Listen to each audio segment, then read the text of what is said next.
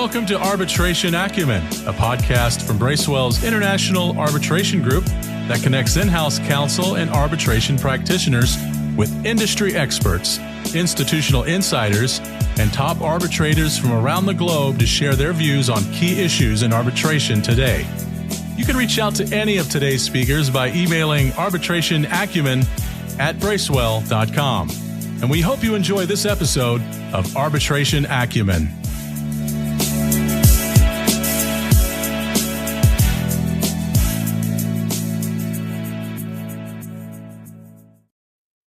Welcome to 2026 and a new year of Arbitration Acumen. We have some incredible content lined up for you this year, including episodes with Bridget McCormick, who's the president and CEO of the AAA ICDR, and Claudia Solomon, who's the president of the ICC Court, as well as other equally impressive guests from around the world.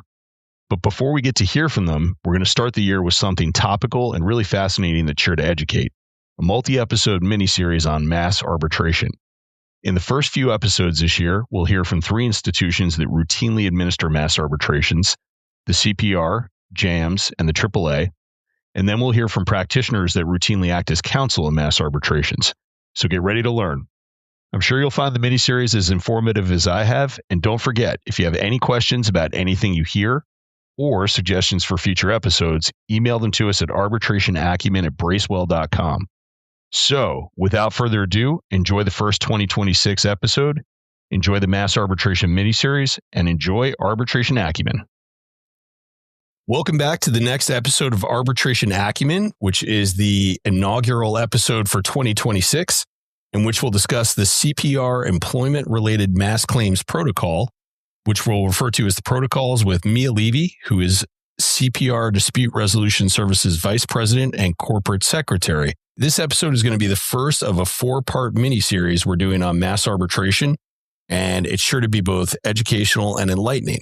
I'm JP Duffy. I'm an international arbitration partner at Bracewell based in New York that acts as both counsel and arbitrator in arbitration seated around the world under a variety of governing laws and arbitral rules, including the CPR rules. I'm qualified in New York, England and Wales, and the DIFC courts in Dubai, where I used to live and practice. And I've got the good fortune to be listed on several of the CPR's distinguished neutral panels as well. With us today is Mia Levi. And as I mentioned at the outset, Mia is the Vice President for CPR Dispute Resolution Services and also serves as CPR Dispute Resolution's Corporate Secretary. In her role, she leads CPR's Dispute Resolution Services and Panels Department, helping put into practice the innovative tools generated by CPR's think tank, which is called the CPR Institute, overseeing CPR's matter management, creating training and education in the field of ADR, and managing CPR's distinguished panel of neutrals. Additionally, Mia is engaged with the CPR Institute's alliance work, acting as staff liaison to the Energy, Oil and Gas Alliance and the Construction Alliance, while working to ensure that the CPR Institute's work product transitions into the practice of CPR Dispute Resolution Services. Prior to joining CPR, Mia held multiple positions with the American Arbitration Association in the International Center for Dispute Resolution and later in the Construction Division. Prior to joining the AAA, Mia served as a research assistant for Judge William G. Bassler, retired, a former U.S. District Court judge in the District of New Jersey, and was an adjunct professor at Fordham Law School in New York City. Mia is also a trained mediator. Notably, Mia was involved with the drafting of the most recent version of CPR's Employment-Related Mass Claims Protocol, which I mentioned we'll refer to as just the protocol going forward. So we're fortunate to have a true pioneer in the mass arbitration field here with us today to speak to us and explain all this to us. So with that, thank you, Mia. Thanks for joining us. Thanks so much for having me, JP. I appreciate the opportunity to join your esteemed podcast and also talk a little bit about our protocols, which I think are pretty unique in the ADR world. Yeah, definitely. Absolutely. Well, before we get too far into those, let me just give a little bit of background on the CPR for those audience members who may not be as familiar. CPR was established in 1977 in New York by James F. Henry to help businesses find better ways to resolve commercial disputes. CPR does this through the CPR Institute, which acts as a think tank and a thought leader, and through the CPR Institute subsidiary, CPR Dispute Resolution Services, which provides dispute resolution and prevention services to users, including the administration of CPR's arbitration rules. CPR is a unique origin as it was established by in-house counsel from Fortune 100 companies to bring together corporate counsel and their law firms to collaborate on ways to reduce dispute resolution costs by finding alternatives to court litigation. Today, CPR has a membership community that's comprised of corporate counsel, law firms, academics, and neutrals. Over the decades, this unique membership community has produced a variety of thought leadership pieces and innovative yet practical rules for arbitration and mediation, as well as the CPR Pledge, which more than 4,000 companies and 1,500 law firms have signed to show their commitment to considering ADR for dispute resolution. So with that background, let's jump right in and hear more directly from Mia because she's got a lot to discuss. So thanks again, Mia, and welcome. Thanks, JP. So let's start with the basics. What is mass arbitration? Sure. So mass arbitration is kind of what it sounds like it is. It is where a lot of individual claimants who would be otherwise filing for arbitration use the same counsel to bring these individual arbitrations against the same company. And these disputes should be based on similar facts or identical facts to really make it a mass arbitration. Now, would they generally be based on, I would assume, similar contracts then as well? Yeah. And often we see mass arbitration in the sort of consumer employment areas where they are the same contract being sort of clicked into over and over and over again. Okay, so like in the employment context, it might be the case that a company has a standard employment contract that it uses with all its employees. That contract has an arbitration clause. Disputes arise and everybody brings their claims under that same clause. Is that pretty accurate? That sounds right. Okay, good. 23 years of practicing, I've gotten something right. That's good to know. Now, Mia, how does mass arbitration differ from traditional class action litigation? So class actions that we see in court are really all these different people's claims in one lawsuit. And it's brought as one case. A mass arbitration is different because it really is all of these individual arbitrations, individual cases that are filed at the same time, but all of the arbitrations and all of the claims are reviewed on their own merits. Okay, so it wouldn't necessarily be like a single event that produces all these things. It's all individual claims that happen to be subject to the same arbitration clause. And it can be. I think, in terms of employment cases, which is what we predominantly see at CPR in terms of mass arbitrations, they are generally different events, but similar types of events that arise around the same time that are brought individually rather than, one event happening that triggers all of these at the same time. Okay. Got it. That makes a lot of sense. Now, when did CPR first consider introducing employment rules? And then related to that, when did CPR introduce the employment-related mass claims protocol or just the protocol? So I'm going to take a step back here and describe a little more in depth the relationship between the CPR Institute and our dispute resolution services because it really plays into this question. But our institute, as you mentioned, JP, is the membership side, and it brings together all types of ADR users, companies, law firms, neutrals, academics, government, and all of those members come together to create products that are needed by themselves, by the ADR users to be put into practice. And they get put into practice through our dispute resolution services side. So our dispute resolution services side, or DRS, just so I don't have to keep with the long name. But on the DRS side, we really put all of those user created rules, protocols, guidelines into practice. And on our DRS side, we're really focused on managing our panel of neutrals, managing the matters that come to us, training and education. And so we don't so much interact with the institute side in a sort of back and forth. We've essentially sort of created them as two separate entities that can work together by having all of these great, work product come out of the think tank and flow into DRS. And so the way that most of the things we use on the DRS side are created is that on the institute side, parties find a need. And they say, it's a think tank, right? So for example, our Employment Disputes Committee would meet and talk about different things that are important to them in the field. And they might have, in one of those meetings, before I joined CPR, decided that they needed more formal employment rules. And CPR did historically have a template that different companies could put into their contracts to create their own employment ADR programs.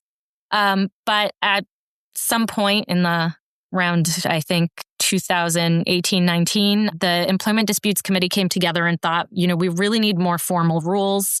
CPR had recently enacted other administered rules, and so they thought we need administered employment rules. And around the same time, there was also a growing need for an easy way to manage these employment claims that were sometimes coming in massive quantities. And, it's no secret. You saw the articles in the news of these giant filing fees that were arising out of these mass claims from various providers because thousands and thousands of cases were being filed simultaneously. And so what our institute side folks decided to do was create not only the rules, but create the protocols so that we would have some way to address these issues that were being seen out there in the employment arena. And so that's when CPR first considered introducing both the employment rules as well as the mass claims protocol. They sort of ended up being released in tandem or slightly one after the other. So 2013 is when our administered commercial rules first came out, but it was later in the teens when we started thinking about employment rules and protocols as well. Okay, and one of the genesis for the protocols, if I'm understanding it, is sort of and I don't want to use this pejoratively, but I think there's been some reporting that creative claimant side counsel started to weaponize the filing fees a bit, right? Sure, and that led to all sorts of news articles that we've all read. But it was identified really as a problem because we did want clients to continue being able to bring their cases. There just needed to be a more efficient way to do it. Right. A more balanced way that everybody could participate without there being this huge, massive financial impediment at the outset. Right. Okay. Has CPR considered protocols for substantive areas outside of employment? So we really focused on just the employment area in this case. As I mentioned, our Employment Disputes Committee was what brought it forward. And the drafting process itself for all of our rules is committee-based.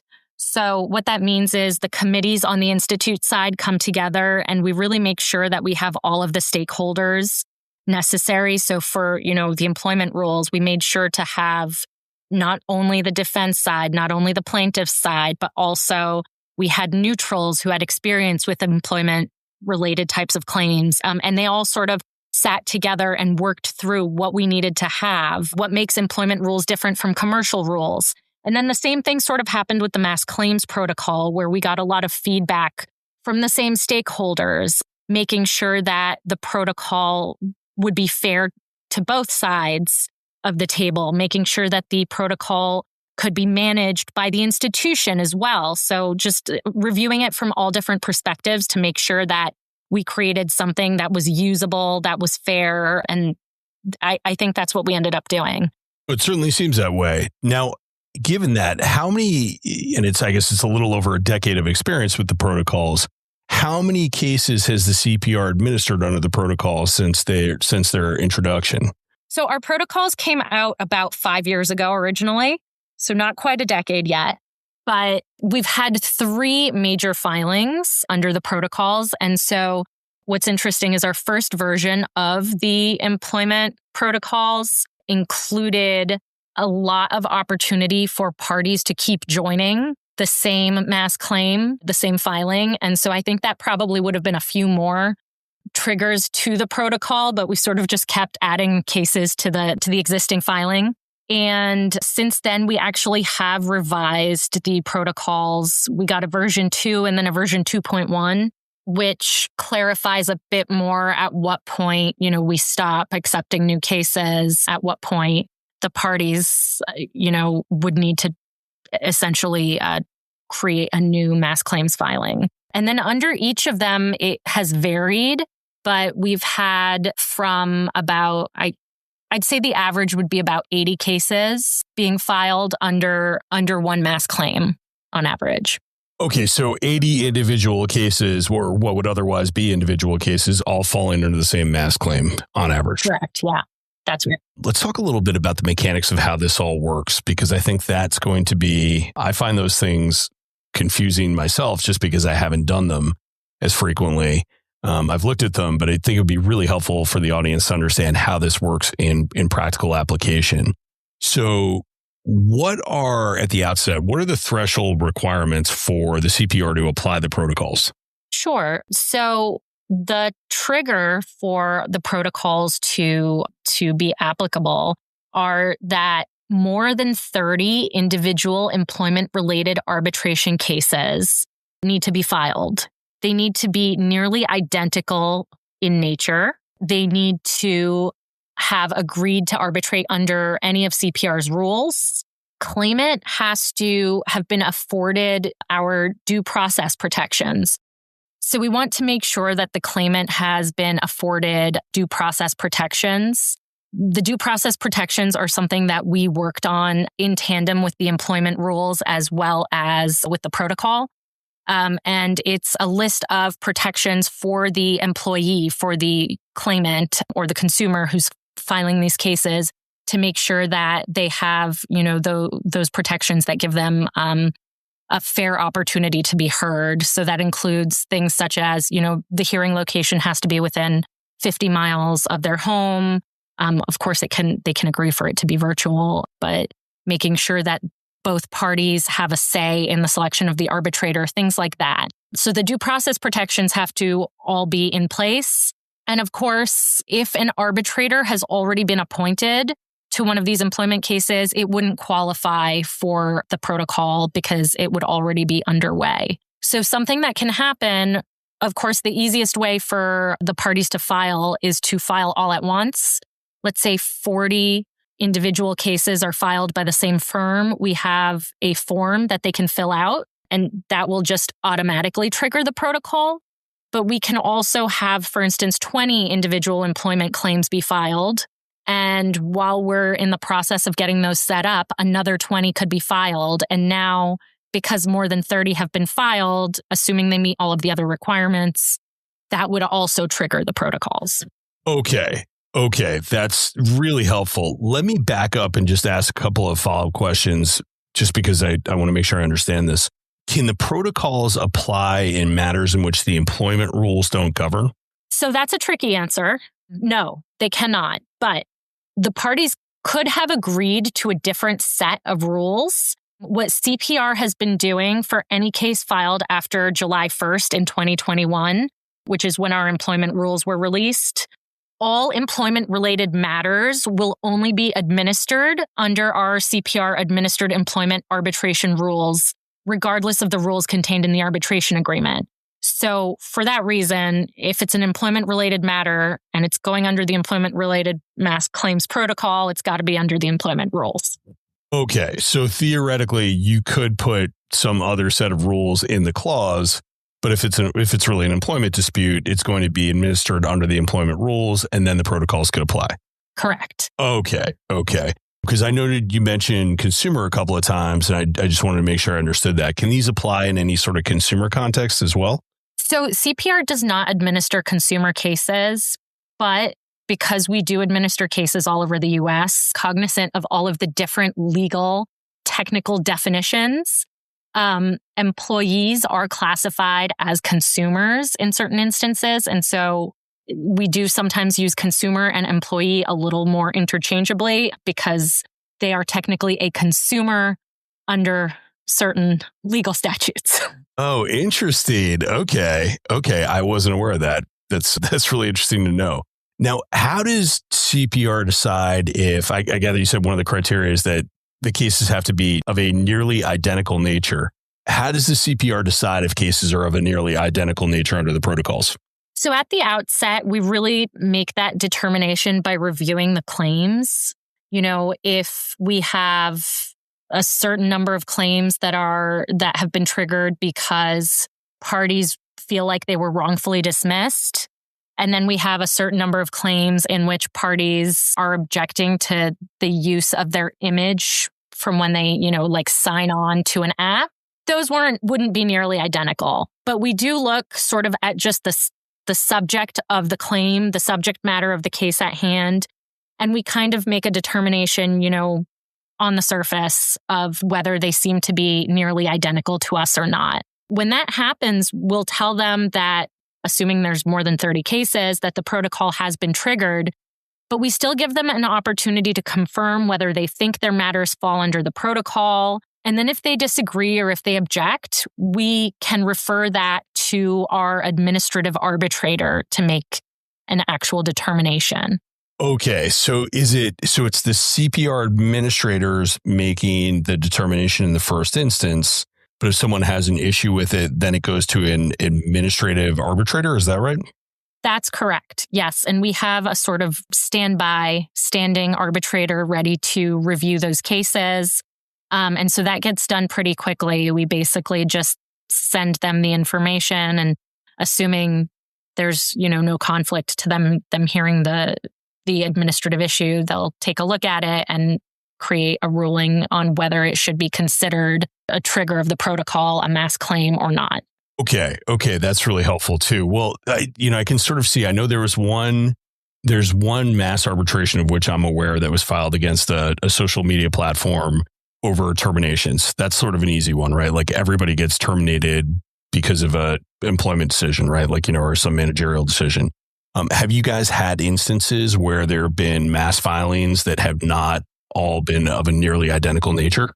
I wouldn't say so. I think when we do refer it to an administrative arbitrator, it might be that we've had a mass claim filing with a certain number of cases. And then there are some other cases that we think might also fall under the mass claim that might have been filed individually, or they might have been filed by the employee. And we want to see whether they should be grouped in or not. And that's, I think, most often where we would see the administrative arbitrator kick in. Okay, so not necessarily breaking up a mass filing, but adding people into it because they would have filed separately or for whatever reason. Sure. One other area where I might see, maybe respondent objecting is if claimants are based in different states. Respondent might say, different states have different laws. And so maybe these aren't nearly identical. And then that would also be one of the issues the administrative arbitrator could take a look at. Got it. Okay. So like a state calling some employees consumers. Just kidding on that one. Okay. Then, so parties can object to the protocols applying, I guess, is the bottom line. Yeah. Okay. They sure can. And has that been an issue thus far? I mean, we've had it happen, but as I said, we have our administrative arbitrator on standby, and that gets resolved pretty quickly. Okay. Do you have a sense of how much discussion is going on between the claimants and the respondent in advance of the filing occurring? We really don't. That's something that they don't have to do through us, of course. So I don't really have a sense of whether they've ever spoken or whether this is already halfway down the road before it gets started. Okay. Because I would imagine that there's a little bit of jockeying that goes on in advance of the cases being submitted. I would too. Yeah. Now, why don't you tell us a little bit about test cases under the protocols? Yeah. So once a matter is properly filed, just meaning that we have all of the information that we need. Sometimes there's a little back and forth with our, spreadsheet that contains all of the information for all of the different claimants. But once we have all of the information we need and we say the matter has been filed, CPR will randomly assign sequential numbers to each of the initial cases. As cases get added, they'll get subsequent numbers, but at least with the original cases that fall under the mass arbitration, we'll give them numerical sequential numbers. And then starting with cases 1 through 10, those are marked as the test cases. And those are the first cases that will proceed to arbitration. The rest of the cases are stayed, and those first 10 are essentially randomly selected test cases.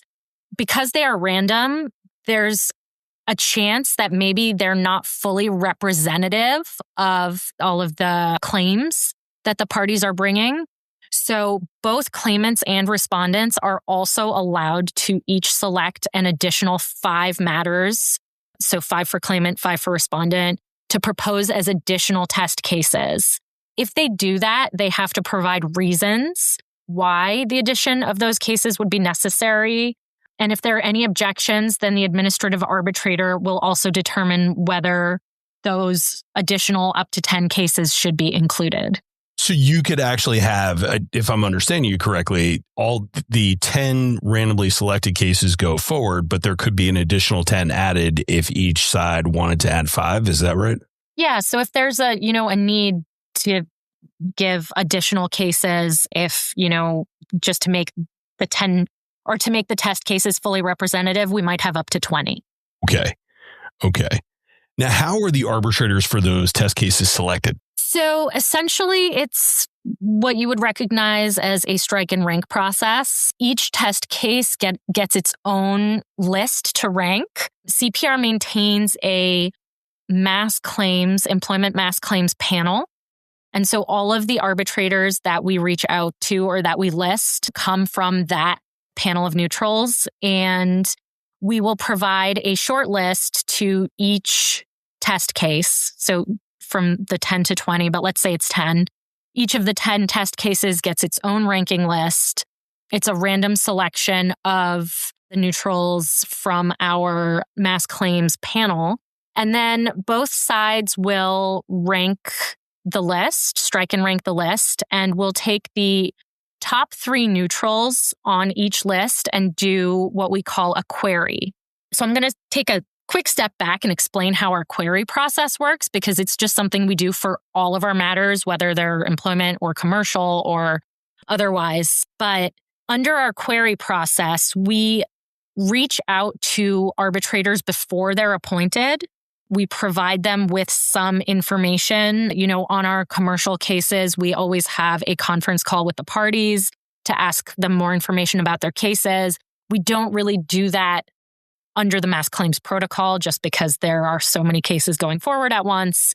But we would still send out the information, providing a little bit of background on the case, the names of the parties, if there's a, conflict checklist, things like that. We send that out to the neutrals. They will then fill out that query form, provide additional information if necessary, let us know if they, have a conflict or if they can't serve or if they're unavailable at this time. And so we will then be able to review all of that information before appointing the neutral. So under this process, we do query the top 3 neutrals from each of the 10 rank lists. And then we review that, and CPR administratively selects the neutrals from those top 3 based on, who has the best availability and so forth. And so each test case will get its own arbitrator. Okay, so you're also adding in then a different or an additional level of really sort of, evaluation each test case by virtue of the fact that it's different arbitrators for each one. Yes, and it should be different arbitrators for each one, but I'm guessing I don't want to preclude the very small chance that there might be the same arbitrator on 1 or 2 test cases. Depending on how many test cases go forward, it could possibly happen based on the rankings, but we try to make sure that we have as many different neutrals appointed. Interesting. Now, how long do test cases typically last? So for our employment matters that have gone to award, the average is about 5 to 6 months from the date of appointment of the arbitrator to an executed award. Okay, so it's not like a terribly long time that the other cases that are subject to the protocols that are not part of the test case pool have to wait for those to proceed. Right. It really shouldn't be a long period of time. The idea is not to have them on the back burner forever, but to keep things moving. Okay. And do the test cases result in reasoned awards? Yes. So the test cases have to have reasoned awards because we use those awards in the subsequent mediation process that we're about to talk about. Okay, yeah, good. Let's talk about that because I think to me, that's a really fascinating next step? So you've just for the benefit of the audience, you've now done your 10 to 20 test cases. They produced reasoned awards. I guess they're all going forward simultaneously. Is that right? Yes, that's correct. Okay. So like maybe 6 months in from the date of filing, you've got, let's say 12 awards that have come out. They're reasoned awards. What happens next? Well, so we do wait until all of the test cases have been heard and are awarded. And once that happens, we proceed to the next stage of the mass claims process. So the protocol calls for an intermediate step. Once the test cases are completed, we move on to the mediation process. We call it our global mediation process. So any case that has been added to the initial arbitrations that were filed, any of the mass arbitrations that were filed that weren't selected as test cases, they all move on to this mediation process. And basically what we do there is we're selecting a mediator. We work with the parties to select a mediator. It's someone from our panel of distinguished neutrals.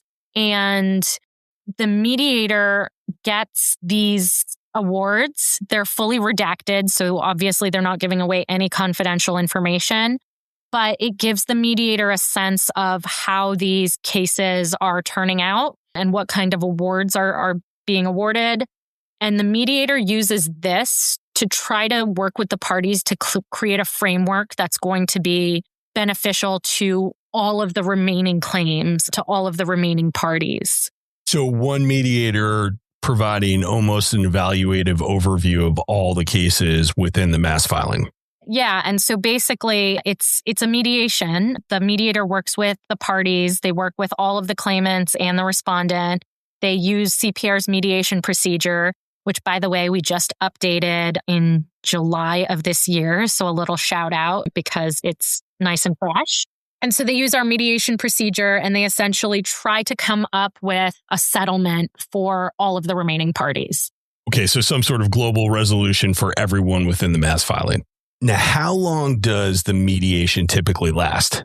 So under the protocol, the parties have 90 days to come up with what we call the substantive methodology, essentially the settlement. It can be extended by the agreement of all parties. I don't know how easy it is to have that many parties agreeing, but generally it's meant to last 90 days. Okay. What happens if the mediation fails either before the 90-day period or, even at the 90-day mark? Like you go through a 90-day mediation, one or the other parties is unhappy with the mediator's suggestions or conclusions. What happens then? So if the mediation fails, parties have two options. Respondents and or claimants for each of the remaining cases can choose to opt out of arbitration completely and proceed in court. If that happens, we thank them for their time and they go on and file in court. Or the parties can choose to remain in arbitration and they'll proceed with arbitrating all of the remaining or any of the remaining cases. So in this case, they'll go forward based on their randomly assigned numbers with as many proceedings simultaneously as possible. So what that generally means is they're all going to be running simultaneously, but their randomly assigned number sort of helps triage as case staff is churning out lists for them to rank and so forth. Okay. So, I guess just two things on that. One, I think it's axiomatic in what you're saying, but the test cases that have already gone to award, those are out of the process of both mediation and any subsequent further proceedings, right? Like once Correct. They're done. Yeah, those are considered. Have been heard. Right. Okay. Those are deemed to be final awards. So then if these other cases are going forward, are they grouped in any way after the mediation fails, or are they all just proceeding as individual cases, or is there a possibility to group them? They're all proceeding as individual cases. So, we try to have them all running in parallel, but depending on how many there are, sometimes, they might be a little staggered. Maybe a few get started in 1 month. And then as, we continue providing lists to the parties, a few will get started the next month and so forth. But none of the remaining cases are stayed in any way. They're all just proceeding, moving forward as if, they've now filed their cases and are ready to go.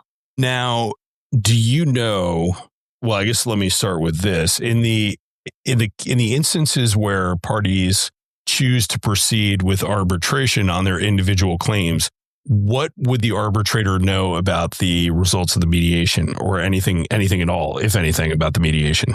So we don't provide any information about the mediation to the arbitrator. If the arbitrator has read the mass claims protocol, they're going to assume that they didn't settle and now they're going to arbitration. I think just judging by their read of the protocol, they'll know that there was a mediation and now they're moving forward. They won't know the outcome of the mediation or anything like that.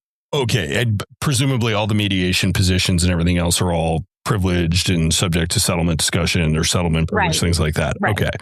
Okay. And do you happen to know, have there been instances where parties have opted out and gone to court after a mediation failed? Yeah, so really, really interesting, but we've never made it to the mediation phase. We've made it through, the test cases, and then they have settled on their own. The mass claims process, at least under CPR, has been driving settlement. Whether that's a good thing, I would like to think it's a good thing. They're settling and everyone's at least a little happy, maybe a little happy, a little upset. That's like how mediation is supposed to work. But we've never made it past the mediation process. So I know that parties have the option to opt out and go to court if the mediation fails, but I've never actually made it that far. Okay, well, let me understand that. So have the parties have actually gone into mediation and it's produced a settlement? They've just never moved beyond the mediation phase. They settle on their own. They settle on their own, before they go to mediation. Before they go to mediation. Based on the test cases. Mm-hmm. Okay, interesting. Well, I mean, I guess, yeah, as you say, that's really the purpose of doing the test cases in some respects, right? So that's obviously means it's working in some regards. I would hope so. Yeah, no, it seems that way. Okay, well, this is like an ongoing question. I draft a lot of arbitration clauses, and one of the areas where this comes up a lot are things like terms of use and things like that.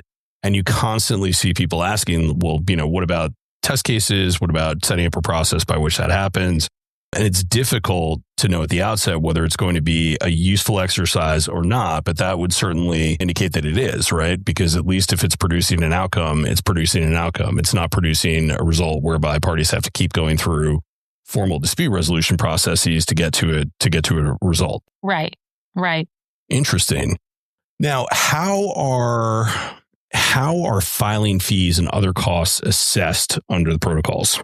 I'm going to take a step back because we haven't talked about what happens if the mediation succeeds, and it's a little different than what happens if the mediation fails. So I do want to touch on that. Yeah, please. So if the mediation succeeds, there is no opt-out to court option, which makes it different from whether the mediation process fails. But if the global mediation succeeds, claimants for each of the cases they still have two options. They can choose to accept or to reject the settlement offer made to them. So those who accept the settlement, that, they've settled their case, it's completed. But individual claimants can still choose to reject the settlement offer. And then those arbitrations will continue as individual claims the same way, that they would if the parties choose to remain in arbitration if the mediation fails. So there are a lot of moving parts here, and there can both be settlement or not and still have cases going forward. And it's a bit of like a constantly shifting puzzle. But the idea is that we still want to give claimants the opportunity to be heard. And if they want to go forward in arbitration, we want to let them do that. Okay, so even if the mediation were to produce a good outcome that the vast majority of the claimants accepted, there is still that option, almost, I guess, like in a court class action, to opt out and choose to proceed on your own. Correct. Yes. Okay. Now, in that instance, I guess there'd still be settlement privilege over what went on at the mediation phase. Right. We don't disclose any of the settlement information to the arbitrators. Right. Although presumably, too, people would be able to know that this was a case that resulted after all those other processes had played out. I think if the arbitrators are following the timing of the pleadings and so forth, that they might be able to suspect, but that's about it. Right. Okay. Interesting. Yeah, you'd have to be, I think, in a unique position to be the last claimant after all that proceeding individually. But, that's just in the abstract. Okay, well then let's pick up that question about filing fees and other costs. Let's say you find yourself at that phase. How is this all assessed cost-wise? How are the filing fees paid? I mean, that's really the genesis for a lot of these things, right? The sort of the filing fee question. So how does all that work under the protocols? Absolutely. So you're right. The filing fees were sort of, one of the impetus here in creating a protocol like this. And so what we wanted to do was make sure that respondent wouldn't be hit with all of the filing fees for potentially thousands of cases, but you never know, all at once. And we wanted to make it so that the filing fees really only became due as cases were going forward. So the way that works under our protocol is that there is an upfront initiation fee that respondent will pay. At that time, when, claimants file, they don't have to pay anything yet. It's just on respondent to pay an initiation fee, which is based on the number of cases filed. From there, as the matters move forward individually, so starting with the 10 test cases, that is when the we call it an appointment fee, but it's essentially the, individual fee for each case. That's when that arises. So the way that works is the claimant pays a small fee. We say that, if our filing fee is greater than what the individual claimant would have had to pay in court, then they just have to show us how much they should be paying in a court that would have had jurisdiction over the claim, and that's the amount that they have to pay. So we want to make sure that they're not paying more than they would have to pay if they were taking this case to court. And then the respondent pays the remainder of the fee, and that individual case goes forward. And so that happens first just for the 10 to 20 test cases. Then there is an administrative fee for the mediation. And then if the mediation doesn't result in a global settlement, or, if there are any stragglers, even if there is a settlement that still want to go forward, as those individual arbitrations go forward, that is when their sort of filing fees come due. So we've set up, this process so that, we're not cutting ourselves out. We're still getting filing fees for the cases that we're administering. But if there's a settlement early on, respondent doesn't have to pay all of the filing fees. They only pay them as they become due. It provides an additional impetus to have the parties settle, because the longer it goes on, the more fees presumably they accrue. So it gives them an opportunity to settle before they've incurred all of the filing fees. Got it. So it's a fee structure that really incentivizes them to get to a resolution early if one is possible. Right. Okay. Now, just to give a sense to the audience of sort of the general scope of what we're talking about, let's say you had that scenario of 80 individual claims that have all been grouped into a mass arbitration. Say like 10 test cases go forward. The parties were to proceed on the remaining 70 to a mediation. What would the administrative fees for something like that look like? Okay, you're going to make me do some math. Yes, this is a math test. I've got a 9-year-old daughter who I was doing math with like this last night. And now it's my revenge on everyone else to have them have to figure all this kind of stuff out. Okay.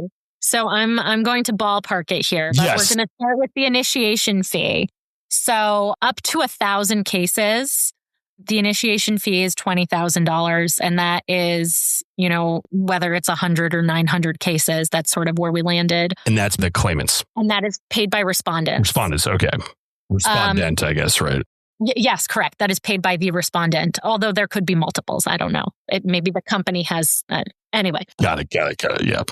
So that is the first fee. Then as the 10 cases go forward, we're going to do $250, which is the claimant's fee, and $1,650, which is respondent's fee, gets you to $1,900. And we're going to multiply that by 10.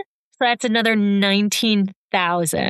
Does that sound right? That sounds right to me. So that is going to get you to about slightly under $40,000 for the entire first stage of the test case, like through test cases.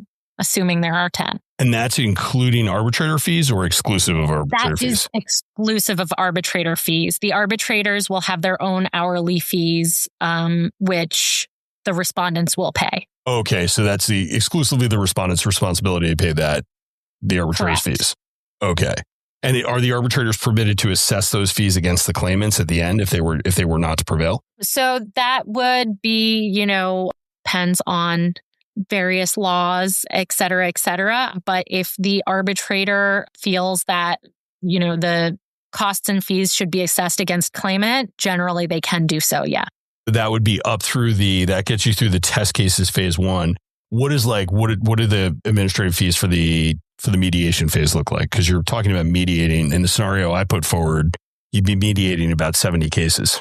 So the administrative fee there is $10,000, and then that still does not incorporate the mediator's fee, which again is billed on an hourly basis. Got it. Okay, so that would be sort of the big variable for most parties. And how are the mediation fees divided up? So under our employment rules, which apply here, outside of the filing fee that the claimant is due to pay, which is either $250 or if it would be less to file in court, less, that is all claimant has to pay. So everything else is assessed to respondent. Okay, with the possibility of, I guess, then it being assessed back against claimants, were that to be a decision that either was permitted by law and made by the arbitrator or part of some sort of mediated settlement. Right. Okay. That's right. Interesting. Well, it's funny. This is why I find this all so fascinating, because it's just an area that I don't practice in as much. And there are so many cost considerations that make this such an interesting avenue. Yeah, it can be really hard, I think, for companies to predict what they should put in their budget for dispute resolution. You don't know how many claims are going to be filed just in general. Even if you have arbitration in your contract, you don't know, how many claims, how big they're going to be, how much time the arbitrator is going to spend. There are some variables there that can be hard to estimate until the cases are underway. Right. Although I guess on the flip side, if those same claims are in court, you could equally have unlimited, in some respects, unlimited skyrocketing costs that would be, huge discovery costs and everything else. So that's an interesting conundrum for respondents. Well, let's shift gears a bit, because this has been really helpful. And I think this is a really good primer for the audience and for those that don't deal with this as much, people like me, really. What do you see as the future of mass arbitration? That is such a hard question to answer. So I'm probably not going to give you any, groundbreaking thoughts here, but it's pretty uncertain. It's a changing landscape, and mass claims and consumer claims and employment claims, depending on the administration, the state you're in. California has some pretty stringent employment and consumer statutes, something we constantly have to keep an eye on. But, we've seen more and more of these since we introduced our rules. I've seen them, in the news a lot. We've also seen some companies like Amazon who removed their arbitration clauses altogether. So it's really hard to say what's going to happen next. The number of mass arbitration filings is high in the industry and, in the ADR sphere.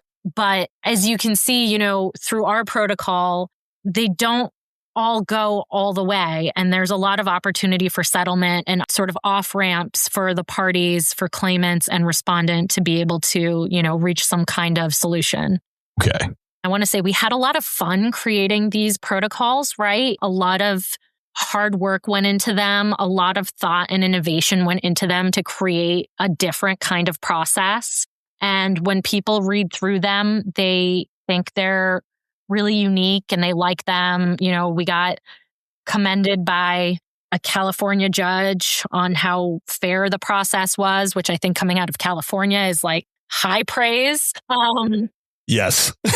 At the same time, CPR's not, we're not a huge organization. So for us, what we've been focusing on has primarily been, the commercial caseload that we're sort of known for. We get a lot of, high monetary amount cases that we deal with. So for us, we have that. It made sense because we get a lot of companies put us into their ADR clauses. They might also want to use us for employment. So we did sort of branch out to employment as well.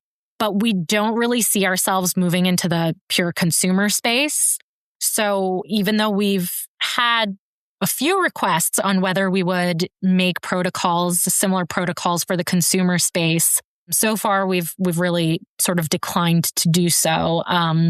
Will we ever do it? I can't predict the future, but as of right now, I think we're sticking to keeping the protocols just for employment. Got it. One last quick substantive question that I forgot to ask is, what's the level of confidentiality that's applied in these proceedings? Is there a default, or is that all by agreement? Yeah, so it's interesting because under our commercial rules, we have super high levels of confidentiality in which we have not only the institution and the arbitrators, but the parties are also bound by confidentiality. That's something that's sort of unique to our commercial rules. But we decided to not do that for our employment rules. And really the only ones bound by confidentiality are us, the institution, and the arbitrators. And, what goes on between the parties is sort of for them to decide, because we know there's, public policy, employment, it's sort of a touchy subject. So we didn't want to impose confidentiality through the rules, but rather let the parties enter a confidentiality agreement or whatever it is that they feel comfortable doing. Okay. And that's a conscious choice based on the subject matter in some respects. Yes. That said, the institution, CPR, the arbitrators, we still maintain confidentiality just as we would with any type of case. Sure. Well, that's great. Well, this is a really fascinating discussion. And I think we could keep going with this for hours, because I'm sure there are questions that I can think of for innumerable different topics. But this has been a really wonderful primer. So I think what we'll do is reserve the right to bring you back at a future point to talk about this more, because I think we're going to get a lot of questions from the audience about this. So with that, that'll conclude our discussion of the CPR employment-related mass claims protocol. I want to thank our guest, Mia Levi, for enlightening us about those protocols. And I want to thank you, the audience, for listening. You should feel free to reach out to Bracewell about today's podcast with any questions you might have. And you should definitely feel free to reach out to me as well, because she's a wonderful resource. And we look forward to having you tune in for future episodes in the Arbitration Acumen series, and particularly the other installments in the mass arbitration miniseries that this will kick off. So thank you, Mia. Really appreciate it, and look forward to speaking with you again soon. Thank you so much for having me, JP. Thank you for listening to this episode of Arbitration Acumen. We hope you found it insightful and informative, and we encourage you to share it with your colleagues if you did. You can reach out to any of our speakers by contacting them directly or by emailing arbitrationacumen@bracewell.com. We welcome any questions or suggestions you might have for future episodes. And please subscribe to our podcast channel to stay up to date with our latest content.